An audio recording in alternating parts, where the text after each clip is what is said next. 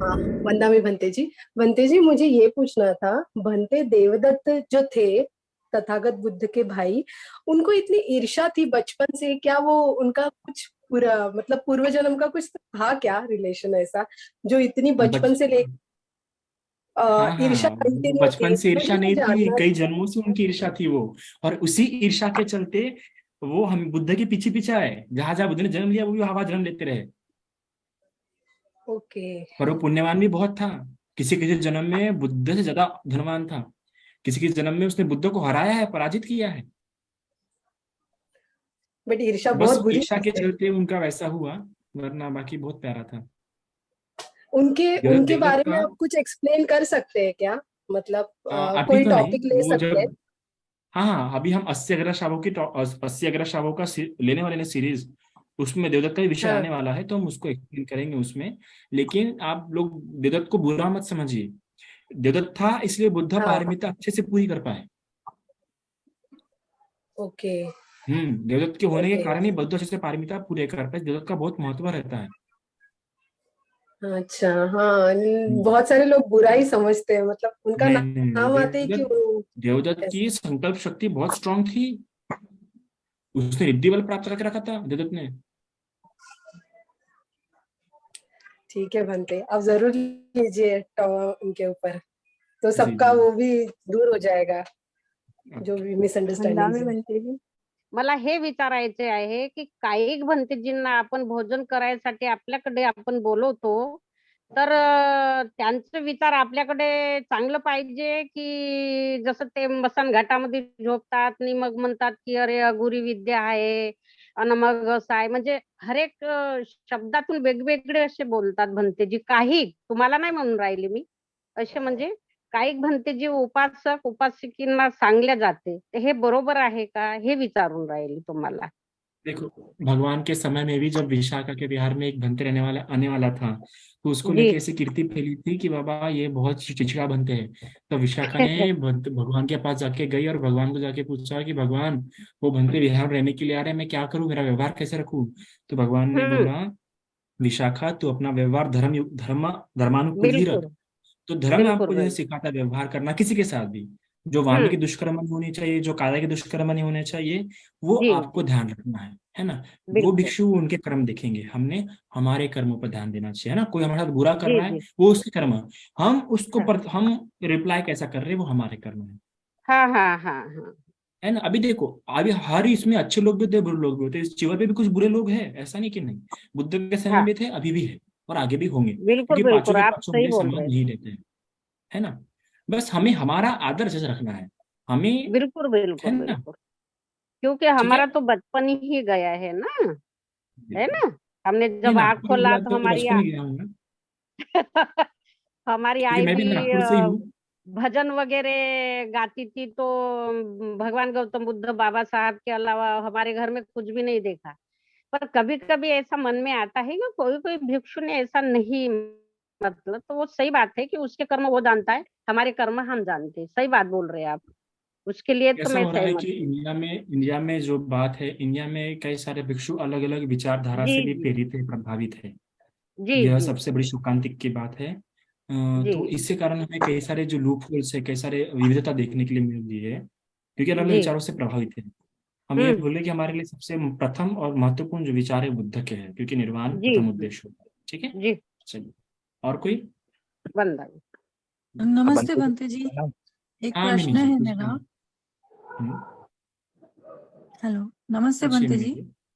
हाँ नमस्ते, पूछिए। हाँ, प्रेजेंट प्रेजेंट कंडीशन के बारे में है। मतलब अभी ऐसे अलाउ करते हैं क्या कि कुछ दिनों के लिए फीवर धारण करके 1 महीने के लिए, 2 महीने के लिए ऐसे रिट्रीट्स वगैरह रहते हैं, जिसमें मतलब थाईलैंड में शायद मैंने सुना है ऐसे करने देते हैं, to live and experience that life for at least 1 or 2 months. Is it बिल्कुल। really true, possible? हाँ, is it possible? It is possible. It is possible. For whom you are asking? For you? Yeah, of course. But what I want to know is उस time पे पूरे वो कितने rules होते हैं? 225 27? आप लोग ज्यादा होते हैं, महिलाओं के 311 होते हैं। अच्छा, उस टाइम पे भी वो करने होते हैं जब 1 महीने के लिए लेते हैं? नहीं, आप सामने ही रहेंगे ना, पर मेरे ख्याल से आप लोगों को नहीं मिलता है, सॉरी। थाईलैंड में आप लोगों को नहीं मिलेगा। मतलब नहीं समझा। आप लोगों के लिए अलग ही बात है फिलहाल थाईलैंड में। आपको पहले सामने पहले अनागारी, फिर सिखामाना वगैरह वगैरह। अगर आप पुरुष होते तो शायद से हो सकता था। तो अगर आपको ट्राई करना है तो आपको इंडिया में ही ट्राई करना पड़ेगा। अच्छा, क्योंकि मुझे एक ने बताया कोई इटालियन लेडी है, वो 60 इयर्स ओल्ड थी और उसको मतलब 2 महीने के लिए उसको मिला था चीवर धारण करने। उसने मतलब उसने अटेंड किया पहले कुछ दिनों के लिए वहाँ रिट्रीट, और उसके बाद उसको 2 महीने के लिए मिला धारण वही करने, एंड एकदम देन से नहीं मिलेगा। बनते जी, मतलब जब आते ही म्यांमार मिला। म्यांमार में मिलता है। म्यांमार में सॉरी। मिलता है, हाँ जी। पर भिक्खुनी शासन को इतना फिलहाल स्थान नहीं है। देखिए, मेरा बनते जी, पर्सनल मत है, मैं किसी पे बर्मा गए थे ना जब जहाँ से ट्रिप गया था, गोइंका जी गए थे साथ में, वहां हम्म, ने लिया था 10 दिन के लिए, 10 दिन का था। तो फिर हमें भी कहा गया कि अगर आप लेना चाहते हो तो 10 दिन के ले सकते हो। चिवर भिक्खुनी का आपके सामने भिक्खुनी बने थे। बने नहीं थे, हमें कहा गया था, हमारी मन की इच्छा थी, लेकिन हम बाल कटाना नहीं चाहते थे, क्यों फिर घर पे मार पड़ती ना। अच्छा, नहीं तो भिक्खुनी के लिए मुझे थोड़ा सा डाउट है। थाईलैंड में तो डिफिकल्ट हो जाएगा, क्योंकि आपको पहले कुछ दिन रखेंगे वो लोग, एकदम से चिवर नहीं देंगे, है ना। और अगर आपको अगर इंडिया में है तो इंडिया में मैं व्यवस्था करा सकता हूँ आपकी। वंदा में बनते हैं। 2 मीठी थैंक मंजी यू। प्लस 2, ठीक है। हाँ। और मेरा एक जो पर्सनल व्यू है, मैं किसी को थोप नहीं रहा, पर मेरा एक व्यू है कि किसी भी महिला को अगर, मैं यही कहूंगा कि आप लोग भिक्खुनी हमेशा बनने का कभी विचार मत आने दीजिएगा, ठीक है। 1 आध महीने के लिए कभी बनना है तो ठीक है, पर शायद से आपका निर्वाण और दूर हो सकता है, शायद से, चांसेस है। हाँ, पर वही अनागारिक बनते हैं, मैची बनते हैं, तो निर्वाण के लिए कोई बाधा नहीं आएंगी, पर भिक्षुनी बनने पर निर्वाण के लिए बाधा आएंगी, ऐसा कहा जाता है थाईलैंड में। आपने भिक्षुनी के पहले क्या शब्द यूज किए हैं? भिक्षु बनने से मैची, पहले वो क्या मैची, होता है? अनागारी, ये वाइट वाइट चोर बनते हैं। अच्छा, वाइट चीज। अच्छा जी। उनकी भिक्षुओं से कंडीशनें और भी भिक्षुनी से नीचे। उनकी कंडीशनें भी ऐसी होती हैं कि कम होती हैं? उनके नहीं, उनके रूल्स कम होते हैं, है ना। और पर उनको ही बाल काटने पड़ते हैं, और बाल सफेद काटने। वस्त्र, सफेद ठीक चिवर, है। हाँ। लेकिन वो लीजिएगा, भिक्खुनी बनने में थोड़ा रिस्क काम है, निर्वाण थोड़ा लंबा हो सकता है आप लोगों के लिए, क्योंकि अच्छा, भिक्खुनी ठीक है। शासन ऐसा कहा जाता है ही खत्म हुआ। मैं पूरा उसके समर्थक में नहीं हूँ, बट स्टिल बनते जी रिस्क प्रणाम। रहता है निर्वाण के मामले में। हाँ, हेमंत जी आप पूछिए। हिमरतन जी। हाँ, थैंक वंदा यू। में बनते हैं। साधु साधु। हाँ बोलिए। हाँ, एक्चुअली मैं वो भिक्षुनी संघ के बारे में बताने की कोशिश कर रहा था। हम लोग मतलब मैं और हमारे सर है, हम लोग टूर्स अरेंज करते हैं सिर्फ बुद्धिज्म के स्प्रेड के लिए। तो श्रावस्ती में एक भिक्षुनी संघ खुला हुआ है, जहाँ पर औरंगाबाद से एक लेडी है, मतलब एक भिक्षुनी है। वो छोटे छोटे बच्चों को, मतलब जिनके कोई नहीं होता है, उनको शामिल करते हैं, उनकी एजुकेशन के लिए फंड जमा करते हैं, उनको एजुकेशन देते हैं। और अगर कोई भिक्षुनी होना चाहता है कुछ दिनों के लिए, तो वहां पर जाकर भिक्षुनी हो सकते हैं श्रावस्ती में। श्रावस्ती में वो जो हाँ, अभिधम्मा का जो लोग अभिधम्मा पढ़ाते हैं। अभिधम्मा पढ़ाते वो नहीं है, उन्होंने अभी खोला है। ओके, हम्म, तो हम लोग वहां थैंक पर यू। विजिट किए हैं। उनके बच्चों के, मतलब उन बच्चों से भी हम मिले हैं। वो छोटे बच्चे जो स्कूल स्कूल जाते दिन में, शाम को फिर बुद्धिज्म की स्टडी वगैरह करते हैं वो। नहीं, ये तो काम बहुत वहां ही पर, अच्छा है। हाँ, तो ये वो सारनाथ, वाराणसी, उधर हम्म, बोध गया में ऐसे बहुत ऐसा अच्छा काम चल रहा है इस बात को लेके। कई सारे भिक्षुओं ने वहाँ पे ये सब जो बच्चों के लिए स्कूल वगैरह खोले हैं, बहुत ही प्यारा काम किया है। हाँ। तो हम लोग जब भी मतलब हम प्रोफेशनल टूरिस्ट नहीं है, हम सिर्फ बुद्धिज्म को स्प्रेड करने के लिए ही ये सब करते हैं। तो हम लोग सभी अपने धम्म बंधुओं को वहाँ लेके जाते हैं और उनके काम के बारे में बताते हैं। ऐसा तो वो मुझे पता था, इसलिए मैंने बता दिया। तो थैंक यू उनको सो श्राम मच। बंदावे। Thank you.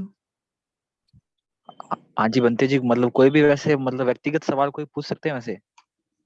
पूछ सकते हैं, बस जी मेरा बनते व्यक्तिगत, भिक्षु का व्यक्तिगत नहीं होना चाहिए, बाकी आप जी किसी का व्यक्तिगत पूछ सकते हैं। जी जी, मतलब जो है मैं मतलब विद्यार्थी हूँ, और जो मतलब मेरी जो रुचि है वो धम्म में है। इसलिए जो मतलब मेरा जो अधिकतर समय है ना, वो इसमें चला जाता है, जो धम्म साहित्य वगैरह पढ़ने में। तो इसको मतलब किस तरीके से मैनेज किया जाए? आपकी उम्र क्या है, आप क्या कर रहे हैं? जी बनते जी, मैं मतलब 21 वर्ष का हूँ, और मैं अभी एग्जाम की तैयारी कर रहा हूँ। कौन थे? जो भी मतलब जो होते हैं ना ये गवर्नमेंट, मतलब कोई भी जॉब के कॉम्पिटिटिव लिए। एग्जाम्स। जी जी आपका एजुकेशन क्या हुआ है? जी। आपका एजुकेशन क्या हुआ है? जी बनते जी, जो है मेरी ग्रेजुएशन हो गई कंप्लीट। ओके, कहाँ से आप? मैं राजस्थान जयपुर से हूँ। अच्छा, आप कॉम्पिटिटिव एग्जाम की प्रिपरेशन कर रहे हो, धमक की किताब पढ़ रहे हो, तो मैं आपको ये मशवरा दूंगा, जी गलत मत समझिएगा। आप पता फिलहाल पूरा ध्यान तो कॉम्पिटिटिव एग्जाम पे दीजिए, पूरा फोकस फिलहाल ये कीजिए, उस पे कीजिए। बाकी जो है किताबें फिलहाल मतलब जो बुद्धिज्म के, वो मतलब उसको थोड़ा सा गैप दीजिए, और आप क्योंकि आप प्रवचन सुन सकते हैं, है ना। या आप परिधम्मा पे अच्छे अच्छे बनते आते हैं प्रवचन देने के लिए, उनके प्रवचन सुनिए। आपको कोई प्रश्न होगा, आप ऐसे प्रश्न पूछ सकते हैं, पर्सनली मुझसे पूछ सकते हैं, है ना। आपको जो भी प्रश्न हो किसी भी विषय में, आप मुझसे आराम से व्हाट्सएप पे या फिर कॉल पे मुझसे प्रश्न पूछ सकते हैं। आजकल अच्छे अच्छे ग्रुप्स है, वहाँ पे आप कुछ मैसेज पढ़ सकते हैं। पर क्योंकि आपकी उम्र है, आप एग्जाम की प्रिपरेशन कर रहे हैं, तो फिलहाल पूरा उसी पे फोकस कीजिए, है ना। जी जी है ना, क्योंकि सुन सुन के भी इंसान बहुत अच्छा, मेरे ख्याल से पढ़ने से ज्यादा सुन के ज्ञान ज्यादा हासिल होता है जी ना। जी क्योंकि हमको एक किताब पढ़ने के लिए, मतलब देखो, एक किताब पढ़ने के लिए कम से कम हमको, अगर 10 पेज अगर आधे घंटे में पढ़ता हूँ, तो भी सोचिए 200 पेज की किताब पढ़ने में कितना लंबा समय जाता हूँ। और जब कोई इंसान एक किताब लिखता है, तो कितने सारे किताबें करके लिखता है। और जब वो एक किताब पढ़ते हैं और हम जब बोलने जा रहे हैं, तो हम भी कई सारी किताबों का रेफरेंस लेके पढ़े, तो सुन के ज्यादा नॉलेज मिलता है। और सुन हाँ के जी चित्त की एकाग्रता ज्यादा बढ़ती है, व्यक्ति के में झुकाव भी ज्यादा आता है, समर्पण ज्यादा बढ़ता है। तो पढ़ के एक एक ये हो सकता है कि पढ़ के अहंकार उत्पन्न हो सकता है ना। पर हाँ जी सुन के आपका मुक्ति का रास्ता बहुत आसानी से खुल जाता है। पर पढ़ने पर उतना आसानी से नहीं खुलता है बरा। हाँ जी पढ़ने से ऐसा भी हो सकता है कि बाधा भी आ जाती है कई बार, क्योंकि अहंकार उत्पन्न होता है, मैंने मोस्ट ऑफ लोगों को देखा है। तो आप सुनते रहिए, आप अच्छे से सुनते रहिए, भंते जी से स्पेशली फोकस फोकस होना चाहिए कि मैं ज्यादातर धर्म भंते जी के पास सुनूं। जी ये फोकस रखिए, धर्म में आपकी अच्छी प्रगति होगी, है ना। और फोकस इस पर रखिए। आप कुछ भी आपको सवाल होंगे तो आप मुझसे पर्सनली पूछ सकते हैं। अभी कुछ सवाल है आपका? साथ में साथ में मतलब कोई ध्यान भी मतलब कर सकते हैं, जैसे कोई भी प्रश्न आया कि वो आनापान है कोई वैसे? हाँ, आप आनापान ज्यादा फोकस कीजिए, विपस्सना ज्यादा आप आनापान पे फोकस कीजिए, ठीक है। क्योंकि आपके स्टडीज के लिए आनापान ज्यादा हेल्पफुल रहेंगे, और आनापान से भी निर्वाण प्राप्त हो सकता है ना। तो आप जी जी विपश्यना से ज्यादा आनापान पे फोकस कीजिए, ठीक है। जी बनते जी, थैंक यू। बनते जी, हाँ और एक कॉमरेड, प्रश्न था। पूछिए। ये आनापान सती ध्यान जो है, इससे हम थर्ड ध्यान तक जा सकते हैं कि फर्स्ट वाले तक ही जा सकते हैं? उसमें मुझे कंफ्यूजन है। कुछ कुछ लोग बोलते हैं फर्स्ट, कुछ बोलते हैं third, so I just wanted to confirm. ये शुद्धि में देखना पड़ेगा, मैंने देखा था उसी दिन। पर निर्वाण तक ही पहुंच सकते हैं, मैंने आज तक सुना है, क्योंकि आनापान करते करते आगे विपश्यना भी अपने आप इंसान प्रवेश हो ही जाता है। आनापान में इतना सामर्थ्य है कि आपको विपश्यना में प्रवेश, देखो विपश्यना होंगी तो निर्वाण मिलेगा, विपश्यना नहीं हो तो निर्वाण नहीं मिलेगा। अगर आनापान आपका सिर्फ शमत तक सीमित है, तो वो सिर्फ प्रथम ध्यान, द्वितीय ध्यान, यहाँ तक आपको तृतीय ध्यान तक प्राप्त करा सकता है, ठीक है। लेकिन साधु। आनापान में इतना सामर्थ्य है कि आनापान विपश्यना का रूप ले सकती है। अच्छा, तो आनापान ठीक अगर है। विपश्यना का रूप ले लेती है आपका, तो आपको डायरेक्टली निर्वाण, आप ये प्रथम ध्यान द्वितीय ध्यान फोकस मत रखिए कि मुझे परम ध्यान प्राप्त होना, द्वितीय ध्यान प्राप्त होना चाहिए, मेन फोकस में निर्वाण प्राप्त होना चाहिए। तो किसी किसी का इतना हम्म फास्ट रहता है कि तुरंत एक ही क्षण में प्रथम पूरे आठों ध्यान प्राप्त करके निर्वाण कर लेता है। तो भी मैं फिर भी आपके इस प्रश्न के लिए एक बार फिर से देखूंगा किताब, ठीक है। Thank you, thank you. साधु साधु। जय बहसान जी, बैसानी जी, आपको उपोषद के बारे में जानना है तो ऑलरेडी मेरा उपोषद और उपासक इन 2 विषयों पे प्रवचन ऑलरेडी अवेलेबल है ग्रुप में, या सुप्रीम हैप्पीनेस इस यूट्यूब चैनल पे आप उस पे सुन सकते हैं वो। हाँ कॉमरेड मोनू जी, आपको कुछ पूछना है ना, पूछिए। बनते जी, मुझे एक सवाल पूछना था कि निब्बान क्या होता है? निब्बान के बारे में जानना था। भगवान ने कहा है निब्बान को समझाया नहीं जा सकता, निब्बान को सिर्फ अनुभव किया जा सकता है। फिर भी निब्बान मतलब इस जन्म चक्र से मुक्ति। ये जो बार बार जो जन्म हो रहा है, फिर मृत्यु हो रही है, फिर जो बुढ़ापा देखना पड़ रहा है, ये पूरे इससे जो मुक्ति, फिर से कभी जन्म ग्रहण नहीं होगा उस व्यक्ति का, जैसे निब्बान प्राप्त कर लिया। ठीक है, और निब्बान ही परम सुख का भगवान, निब्बान को परम सुख का। निब्बान प्राप्त होने पर आपको कोई भी मानसिक दुख नहीं होता है। होगा तो शारीरिक दुख हो सकता है, पर मानसिक दुख आपको होगा ही नहीं। किसी से आपकी आसक्ति नहीं रहती है और तृष्णा उत्पन्न नहीं होती है निब्बान प्राप्त होने के बाद। और निब्बान ही अल्टीमेट गोल है बुद्धिज्म में। अगर आप बुद्धिज्म में आए हैं तो आपका अल्टीमेट गोल निब्बान होना चाहिए। सारे पुण्य कर्म जो भी कुछ कर रहे हैं, जो भी क्रियाएं कर रहे हैं बुद्धिज्म में आप, वो सारे निब्बान के लिए होना चाहिए। हाँ जी, मैं विशाल मानी बात कर रहा हूँ। जी बोलिए। हाँ, मैंने 5-6 साल पहले एक बंती जी से ये सुना था कि ये पृथ्वी कभी अरहंत के बिना नहीं रहेगी। तो ये बात आज भी लागू होती है क्या, या है तो मतलब कहाँ पे है ये, ऐसे मेरे मन में सवाल आता है। अभी आपको देख के सवाल मन में पैदा हुआ। देखिए पर मैं अरहंत नहीं हूँ, मुझे लेके सवाल पैदा कीजिए आप। भिक्षु को देखिए, अभी सवाल जवाब चले ना तो मेरे दिमाग में वो ना आया।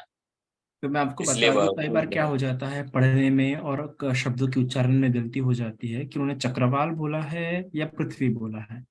ठीक है, अगर पृथ्वी की बात की है तो मेरा सा लॉजिक है, ठीक है, कि जब तक बुद्ध शासन है तब तक तो अनंत होने की संभावना है। ठीक है, पर कुछ कुछ श्रीलंका की अट्ठकथाएं ऐसा कहती है कि मैंने सुना है, मैंने ऐसा सुना है कि श्रीलंका की अट्ठकथा ऐसे कहती है कि अनंत लोग सिर्फ बुद्ध शासन के पहले 500 साल ही हुए, उसके बाद नहीं हो सकते। पर मेरा इस बात पे विश्वास नहीं, क्योंकि अट्ठकथाओं में कई सारा क्या हो जाता है, बहुत मिस्र हो जाता है। मेरा खुद का ऐसा मानना है कि जब तक इस पृथ्वी पर बुद्ध शासन है, बुद्धिज्म है, तब तक के अनंत होने की संभावना है। कम से कम अनंत तो कम से कम सोतापति तो भी इस पृथ्वी पर रहेगा। और चलो अगर इस पृथ्वी पे नहीं है तो कम से कम इस 31 लोकों में, ये तो शुद्धवासा ब्रह्म लोक में अनागामी हो सकता है, ये तो देवलोक में अपने सोतापति वगैरह हो सकते हैं। उन चार पुग्गलों में से एक ना एक तो होगा, अगर बुद्ध शासन हो या ना हो, इन चारों में से एक ना एक होता है। कई सारे अनागामी प्राप्त और शुद्धवासा ब्रह्मलोक में रहते हैं। समझा आपको? ओके, नहीं समझा तो आप मुझे पूछ सकते फिर से, मैं आपको अलग उदाहरण में समझा सकता हूँ, वरना मुझे पर्सनली व्हाट्सएप कर सकते हैं आप। समझ गया, लेकिन वो नहीं समझ गया कि लेकिन वो बंती जी बोले थे कि अरहंतों के बिना ये पृथ्वी कभी खाली नहीं रहेगी। बस जब इतना बुद्ध शासन नहीं है, जब बुद्ध शासन नहीं है हाँ। तो इस पृथ्वी पर अनंत नहीं हो सकता, होगा ही नहीं। अगर बुद्ध शासन नहीं है, बुद्ध की शिक्षा मौजूद नहीं है, तो पृथ्वी पे अनंत नहीं रह सकता, होगा ही नहीं। पच्चेक बुद्ध हो सकता है, पर एक ऐसा भी कल्प आता है शून्य का, जिसमें ना बुद्ध होते ना पच्चेक बुद्ध, कुछ नहीं। ठीक है भंते जी, वो चित्त के बारे में थोड़ा बताइए ना, क्योंकि जब हम कहते हैं कि हमारा चित्त जैसा रहेगा वैसा ही मतलब जैसे भव होगा या नेक्स्ट लाइफ होगी, लेकिन हमारे डेली लाइफ में हम जो भी कर्म करते हैं और चित्त और कर्म अगर सेम नहीं रहे, मतलब कर्म कुछ कर रहे हैं उसके पीछे अच्छा दिख रहा है लेकिन चित्त में कुछ अलग है, तो वो क्या बनेगा उसका? थोड़ा जैसा चित्त रहेगा वैसा कर्म बनेगा। फिर आप कुछ भी क्यों ना कर्म कर रहे हो काया से, अगर आप लाखों का दान दे रहे हैं पर उसमें चित्त की चेतना बिगड़ रही है, वो कर्म उसी चेतना के हिसाब से बनेगा कर्म। अच्छा, नहीं मतलब वो लास्ट टाइम में चित्त रहेगा तो उससे हमारा नेक्स्ट बर्थ डिपेंड करेगा। नहीं, लास्ट टाइम जब मृत्यु का क्षण रहेगा तब आपके हाथ से कुछ नहीं रहेगा। अच्छा हाँ, तब आप नहीं, जिसने एकदम अच्छी एकदम समता अपने जीवन में पुष्ट करके रखी है, संवेदनाओं के प्रति जो एकदम, वो उसका कुछ हो सकता है वहां पे मृत्यु के क्षण में।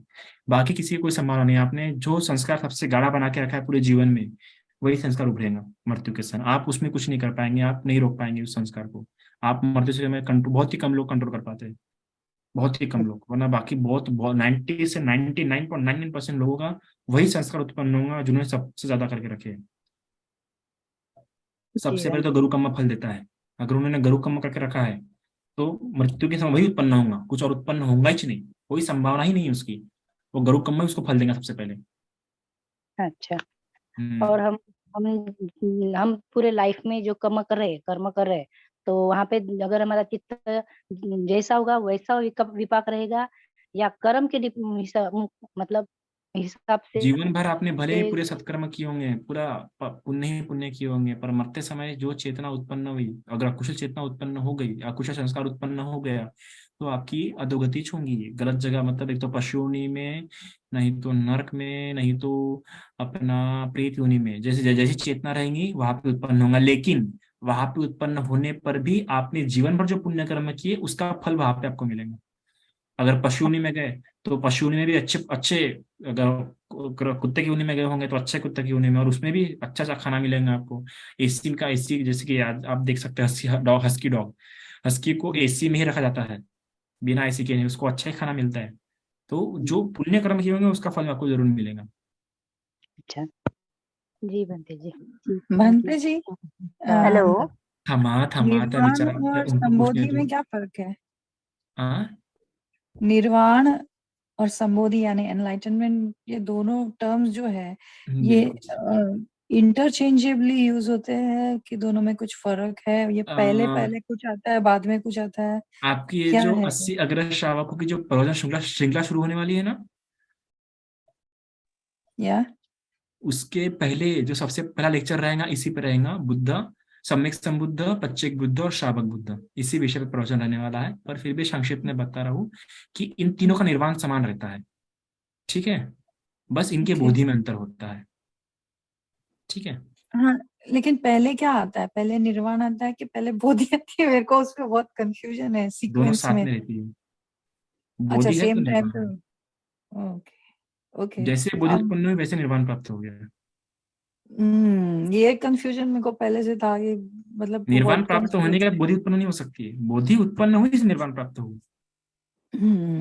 अच्छा, ओके। वो कॉमरेड जी को पूछने दो, तब से बेचारे हाथ खा ऐसा हैंग थैंक यू करते हैं। थैंक हाँ कॉमरेड जी पूछिए, आप कॉमरेड मोनू जी। हेलो, जय आप भीम, पूछिए। नमो बुद्धाय बंते जी। देवो ये भी नमो बुद्धाय।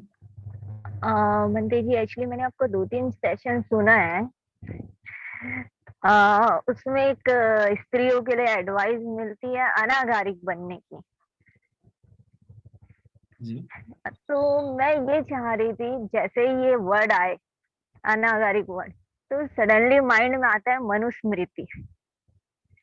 बुद्ध और उनका धम्म नहीं आता है, क्योंकि मनुस्मृति ओके में ओके हर ओके, समझ गया। तरीके से, है ना, लिखा हुआ है कि एक स्त्रियां सेवा के लिए और जो भी है ना। तो यहाँ पर भी यही बातें आती है कि स्त्रियों ने चीवर लेके वो सम्मान प्राप्त नहीं करना है। तो ये कहाँ तक सत्य है? क्योंकि मैंने कहीं आपकी 2-3 स्पीच सुना है, तो उसमें इक्वालिटी की बात नहीं आती है, समानता की बात नहीं आती, और बुद्धा यानी धम्म पढ़ते हैं तो उसमें समानता दिखती है, चमत्कार नहीं दिखता, उसमें साइंस दिखता है। तो क्या आप चमत्कार को मानते हैं या साइंस को? मेरी चमत्कार की परिभाषा वो है, मैं चमत्कार उसे मानता हूँ जिसके पीछे का साइंस नहीं पता, उससे चमत्कार लोग कहते हैं। अच्छा, कोई भी फॉर एग्जाम्पल। चमत्कार बिना साइंस के घटित हो ही नहीं सकता। हर चीज के पीछे कोई भी चमत्कार आपके सामने घट रहा है, उसके पीछे कुछ ना कुछ कारण है। कोई चमत्कार ऐसे आसमान से नहीं हो रहा है ना, उसके पीछे साइंस है, उसमें साइंस नहीं पता इसलिए हम उसे चमत्कार बोलते हैं, ठीक है। नहीं, तो तो जहाँ चमत्कार एग्जिस्ट। रीजंस होते हैं लेट वहां मी सत्य कंप्लीट द होता है। सेंटेंस, ठीक है। Sure. तो रीजन हमें नहीं पता ना, हर चीज की रीजन हमें नहीं पता। हमने कोशिश करना, जैसे कि मैंने आपको कहा कि हमने जो चमत्कार अगर बुद्ध में बताया तो उसका साइंस दिया हुआ है, बुद्ध में पढ़ी कि चमत्कार कैसे कर सकता है। बुद्ध ने ये नहीं कहा कि सिर्फ मैं ही चमत्कार कर सकता हूँ, वो चमत्कार आप भी कर सकते हैं। That's a difference between. यहाँ पे हमें एक ट्रांसपेरेंसी देखने के लिए मिलती है। बुद्ध ने कहा है कि आप ये रास्ता अपनाइए, इस प्रकार ध्यान कीजिए, इस प्रकार शमत भावना कीजिए, इस प्रकार शमत भावना करके इस प्रकार से ये स्टेप्स है, ये आपने किया तो आप भी उस प्रकार का चमत्कार कर सकते हैं। So that's a transparency, okay. Second thing is कि आप कह रहे हैं कि मनुस्मृति मुझे याद आता है, तो मैं एडवाइस देता हूं। इट वॉज नॉट अ मैं उस पर फोर्स नहीं करा कि आप मत ही बनो। That is the difference between Manusmriti आपके पास चॉइस नहीं रखता है। ओके जैसे कि आज आप देखो शबरीमाला का क्या वो शबरीमाला का जो मंदिर है वहां पे फोर्स किया जा रहा है कि मत जाओ, ये बात गलत है। हाँ अगर ऐसा बोल रहे कि महिला नहीं जाना चाहिए ये कह रहा है तो ठीक है, इट्स अपोनियन, इट्स एक अपोनियन हो जाता है, एक ओपिनियन हो जाता है ना। ओपिनियन कोई भी रख सकता है अपने, इसमें हर एक को पूरी फ्रीडम है। पर जब वो ओपिनियन एक रूल बन जाता है कि नहीं जाओ मत ही करो, दैट्स अ रॉन्ग थिंग। वो मनुस्मृति है। मनुस्मृति आप पे इम्पोज करती है कि तुम्हें मजबूरन करना ही पड़ेगा। मनुस्मृति ये नहीं कह रही कि आप सवाल पूछने का आपका हक छीन लेती है। बुद्धिज्म में जब हम कह रहे हैं कि मैं बस एक ओपिनियन दे रहा हूं कि आप मत बनो, पर आपको बनना है तो आप बन सकते हो, यू आर फुल्ली अलाउड। जैसे कि यहाँ पे कई सारे भिक्षुनियों को पहले अलाउड नहीं था, पर उन भिक्षुनियों ने अपने हक के लिए लड़े, कहा नहीं हमको बनना है, फिर उनको अलाउड कर दिया गया। बुद्ध में पहले भिक्षुनी शासन नहीं था। उसी प्रकार हम बुद्ध के समय में भी देखते हैं कि पहले बुद्ध ने पहले मना किया प्रजापति को, पर प्रजापति ने वो हक मांगा, अपने के लिए संघर्ष किया। तो बुद्धिज्म में सारा उसे हक को छीनता नहीं, उसका एक ओपिनियन रखता है हर चीज को लेके। जैसे कि कई सारे बात है, जैसे जैसे आज आप देखो उस समय जब भिक्कुनी बने तो एक भिक्कुनी का रेप हुआ था, पता है आपको? एक भिक्कुनी का रेप हुआ था। भिक्कुनी की सिक्योरिटी, भिक्कुनी की कई सारी सिक्योरिटीज आ जाती है, उनके जो मासिक पाड़ियां आती है, उनके कई सारी, मतलब मैं बोलना चाहता हूँ सब बातों को लेके, लेकिन उनमें कई सारी बातें आती है तो उन सबका ध्यान रखना पड़ता है। फिर उनको हम अकेला नहीं छोड़ सकते, उनके प्रोटेक्शन के लिए हमें भी रहना पड़ता है। तो उन सब बातों को लेके मैंने कहा। और दूसरी बात, हम एक महिलाओं को आदर्श के रूप में देखते हैं, क्योंकि बुद्ध ने साफ कहा कि एक महिला के गर्भ से बुद्ध जन्म लेता है, चक्र समाज जन्म लेता है। तो मेरा बस ओपिनियन था, ठीक है, ओपिनियन सॉरी था। टू से, लेकिन अभी करेंट की अगर न्यूज हम पढ़े कुछ साल 1.5 साल पहले, तो नागपुर में एक भिक्कुनी का रेप हुआ था और रेप करने वाला भिक्कू ही था, मर्डर किया था उसके बाद 1.5 साल पहले की बात। जी जी, उस समय भी नागपुर में था, 3 साल या 2 साल पहले की बात है वो। हाँ तो अगर ये सारी चीजों को देखें, ऐसी बातें अगर हम ऐसा इस पे ना करें तो अच्छा है, ठीक है ना, क्योंकि नहीं वो नेट पे जाएगा चलेगा ना मनते जी। जब तक लोगों को विनय ही नहीं पता होगा तो भिक्खू संघ या भिक्कुनी संघ फॉलो कैसे करेंगे? और ये जानना बहुत जरूरी है। देखिए आप जो कह रहे हैं ना, आपका, मैं ये नहीं कह रहा कि पूरी तरीके से विरोध है, लेकिन हम हर बातें सबके सामने सबके आगे नहीं कर सकते ना, है ना। लेकिन इसमें कोई झूठ भी तो नहीं है, सत्य बात है। इसमें कोई झूठ नहीं है, पर अगर कुछ लोग इसे गलत तरीके से इस्तेमाल कर सकते हैं, गलत तरीके से समझ सकते हैं। आप इन बातों को समझिए। अगर हमारा गुरु कौन है इसका निर्णय हम सही लें। वेट अ मिनट, कुछ लोग ये सिर्फ आर्गुमेंट के लिए इस्तेमाल कर सकते हैं, कुछ लोग सिर्फ संघ पे आलोचना, संघ पे कीचड़ डालने के लिए इसको इस्तेमाल कर सकते हैं। जबकि मैंने पहले ही कहा कि हर जगह पे कुछ अच्छे लोग होते हैं, कुछ बुरे लोग होते हैं, और हर एक की कुछ कर्म विपाक होते हैं, हर एक की अपनी मानसिक प्रवृत्ति आता है। Why we are forgetting about the psychology? हर एक के मन में, अभी मैंने आज ही न्यूज पढ़ा कि एक पति ने अपनी पत्नी का गला काट दिया गुस्से में आके, बस इसलिए कि उसने मना किया एक बात को लेके, बस उस बात को लेके उसे गला काट दिया। तो how it happened? It was not done by him, but it was done by his, मतलब उसके जो एंगर है उसमें जो उत्पन्न हुआ वो बात के कारण। कभी कभार कुछ सिचुएशन एकदम अचानक हो जाती है।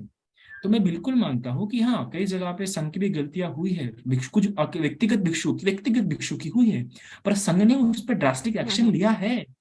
संघ ने तुरंत जाके उसका चिवर निकाल दिया, और वो पादाजी का थी। फिर वो भिक्षु तत्व के कह रहे कि योग्य ही नहीं है। जब कोई भिक्षु गलत काम करता है उसी समय उसका भिक्षुत्व नष्ट हो जाता है। इस प्रकार से किसी की हत्या करता है, किसी का रेप करता है, तो उसका भिक्षुत्व उसी समय नष्ट हो जाता है, भिक्षु कहने के योग्य नहीं रहता है। कृपया करके आप उसे भिक्षु संबोधित मत कीजिए कि वो भिक्षु है। जिस समय उसने हत्या की उस समय भिक्षु नहीं रहा, जिस समय उसने सवर खो दिया उस समय भिक्षु बिल्कुल भी नहीं रहा।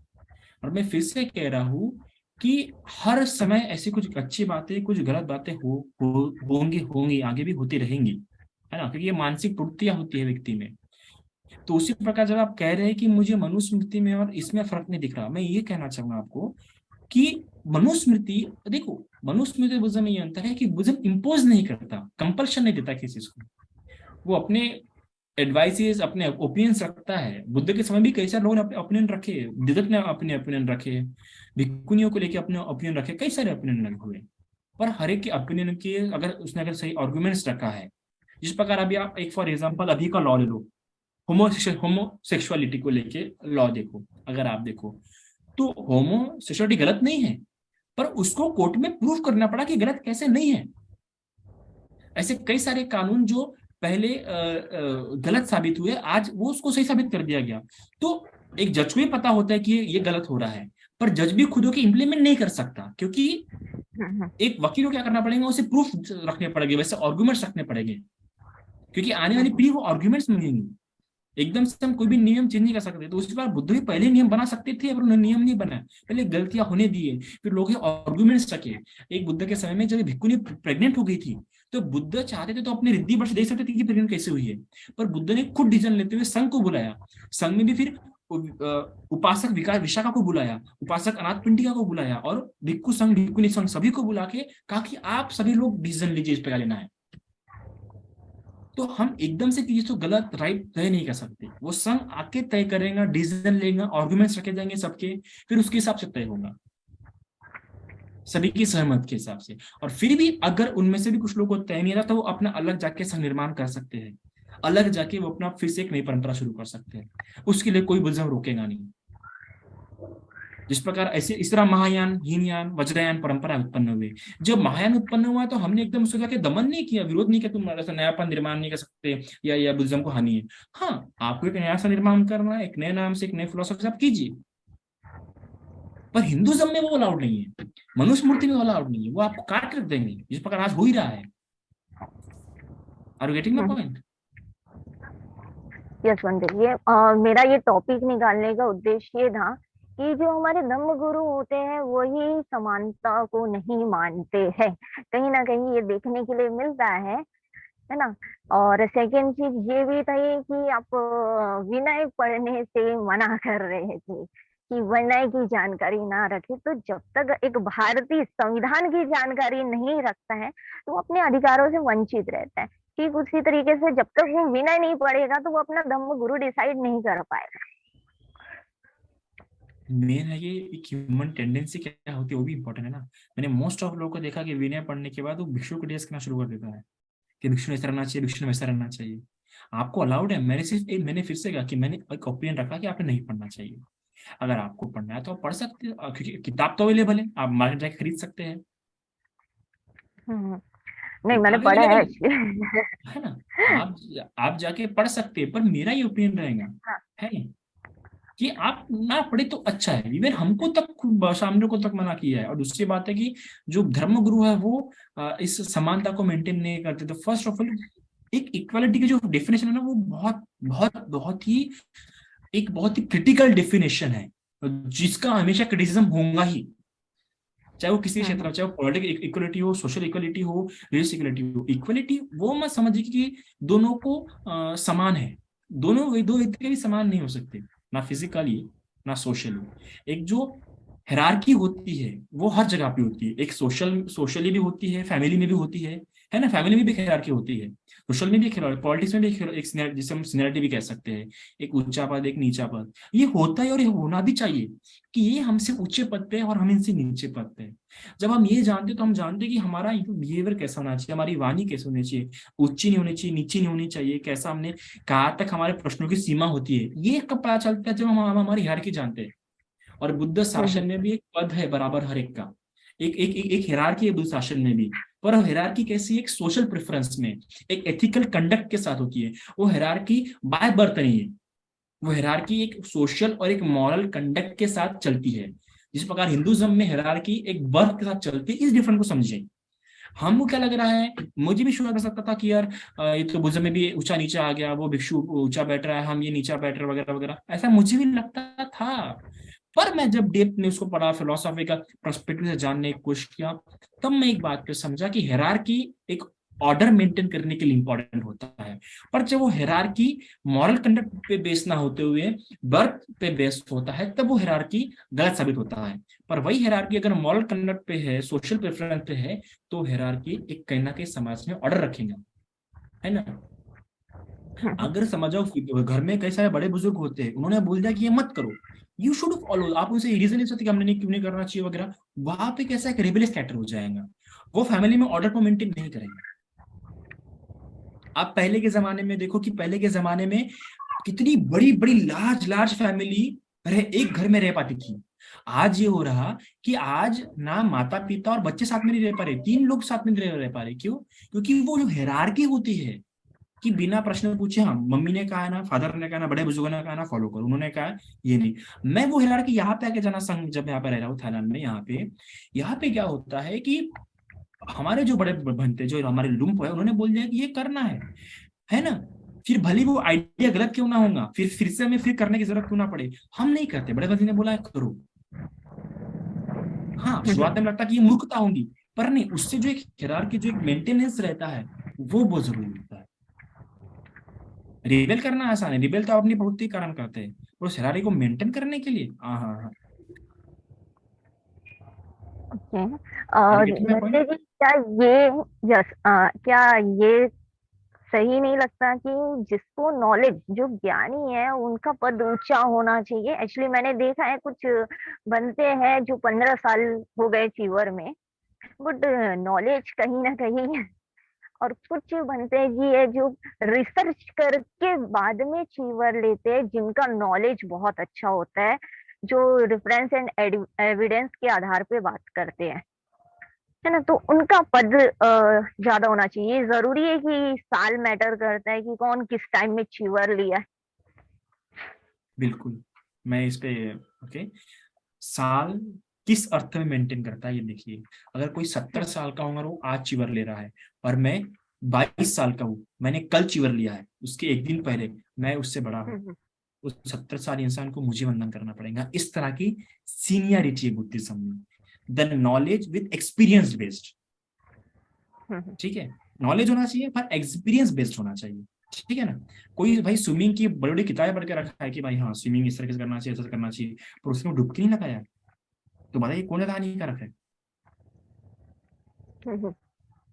नॉलेज तो उसको ज्यादा होगा। आप जब डिस्कशन करेंगे ना उसके साथ, जिसने किताबें पढ़ी स्विमिंग में बहुत बेस्ट, वो बहुत अच्छे से बताएगा, पर जब बात डुबकी लगाने वो डूब जाएगा, वो डुबकी नहीं लगा पाएंगे, ठीक है। दूसरी बात, लेट मी कंप्लीट। दूसरी बात, बाबा साहब ने भी कहा है कि नॉलेज ये 2 तलवार समान है, कैसे भी हाथ लगाओ, हाथ कटना ही चाहिए। इसलिए नॉलेज के साथ क्या चाहिए? शील भी चाहिए। हाँ, पर शील भी रहा, नॉलेज भी रहा, पर करुणा नहीं है तो समाज की बेनिफिट नहीं होगा, तो करुणा भी चाहिए। बाबा साहब की फिलोसॉफी है। तो नॉलेज बेस्ड, नॉलेज बहुत हानिकारक है, बता रहा आपको, नॉलेज बहुत हानि पैदा करता है।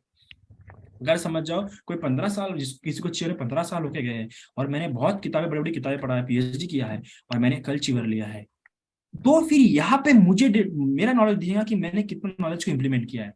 मेरे पास इतना नॉलेज होने पर भी मैं 15 साल के जो भिक्षु है, उनको कुछ नहीं आता, और मैं उनको वंदन कर रहा हूँ, उनके प्रति आदर कर रहा हूँ। क्यों? क्योंकि ये मुझसे बड़े हैं, मुझसे सीनियर है।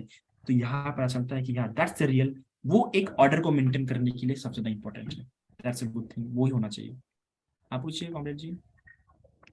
मीन्स यहाँ एक्सपीरियंस ज्यादा मैटर कर रही है कहीं ना कहीं, रूल्स के अकॉर्डिंग। एक्सपीरियंस ही मैटर करता है। एक फिलोसोफर है, वो हमेशा कहते हैं कि हर आने वाली पीढ़ी अपनी पुरानी पीढ़ी से 10 गुना होशियार रहेंगी। आप देखिए आज की पीढ़ी अपनी पुरानी पीढ़ी से होशियार है।